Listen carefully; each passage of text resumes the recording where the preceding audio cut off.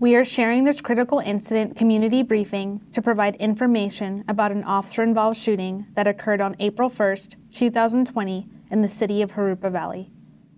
The briefing will include body-worn camera video footage and other relevant information to provide a better understanding of what occurred based on what we know at this time.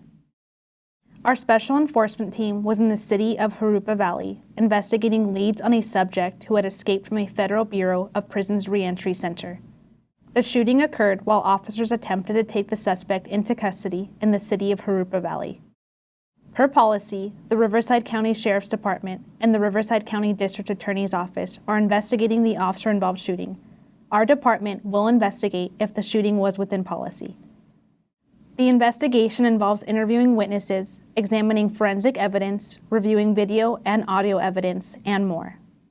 Due to their complexity, these investigations can take a substantial amount of time to complete. Our understanding of the incident may change as evidence is analyzed and reviewed.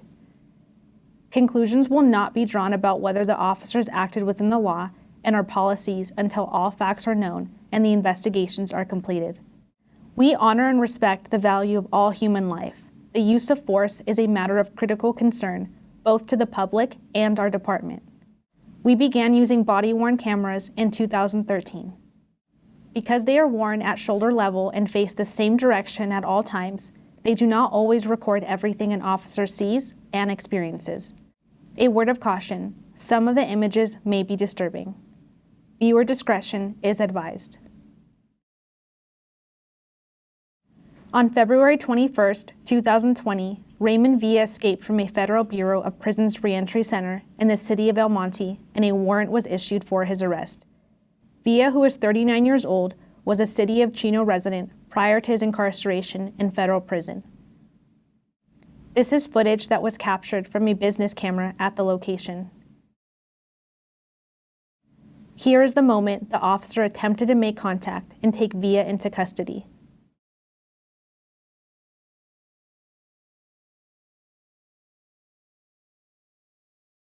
This is when Villa turned his vehicle towards the officer. That is when the officer opened fire.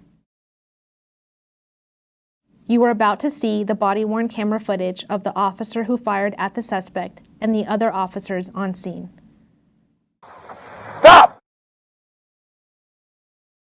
At this point, Villa turned his vehicle towards the officer.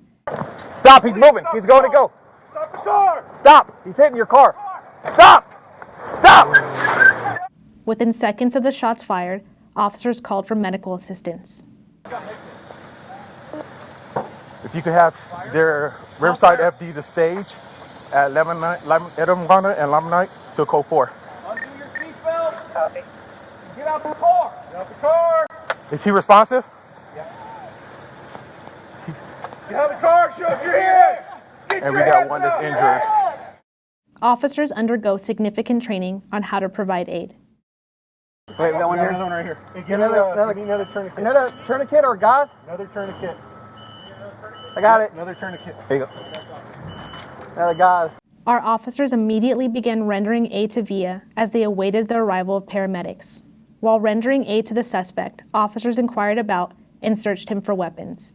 Be honest with you. Where's the gun at? In the car? All right. It's all right. Where in the car is it? Okay. Do you have a gun on you or anything? Okay. Officers later recovered 2 weapons from Villa's vehicle.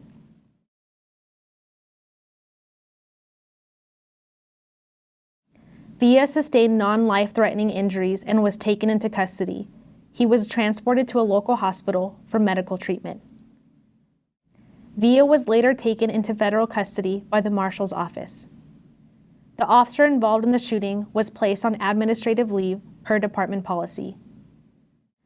It's tragic for all parties whenever there's an officer-involved shooting, for those involved and their families, for the officer, our police department, and our community. We will continue to cooperate fully with the Riverside County Sheriff's Department. After the officer-involved shooting investigation is completed, they will submit their findings to the Riverside County District Attorney's Office for review. Our Professional Standards Bureau will conduct an internal investigation. The results of these investigations will be available to the public.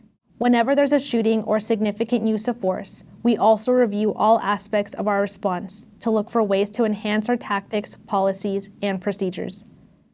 If you would like more information about our use of force policies and procedures, please visit our website to view our department policy manual.